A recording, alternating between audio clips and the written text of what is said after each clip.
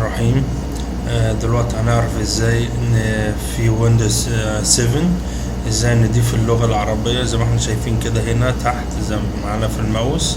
مفيش اي لغة غير انجليش، طبعا هي مش باينة دلوقتي. ازاي نضيف اللغة العربية لويندوز 7 اللي مش منزل؟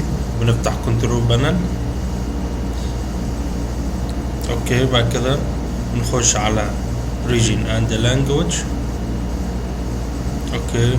بعد كده بنخش على keyboard and language،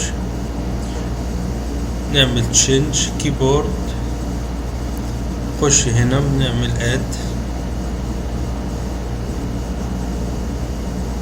طلعت لنا هنا اللغة في ايجيبت، العراق، الاردن، الكويت، اي حاجة بنختارها. نختار عربيك ايجيبت، بعدين كيبورد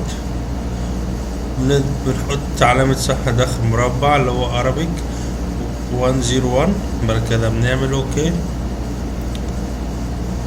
بعد كده اوكي ابلاي، ثم اوكي،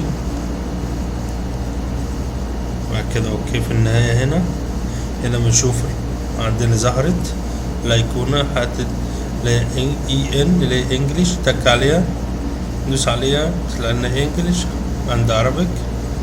طبعا نقفل دي. لو حبيت بغير اللغة هنا بدوس الت وشيفت مع بعض بيغير اللغة العربية، كده الت وشيفت تاني بيغير لانجليش. شكرا.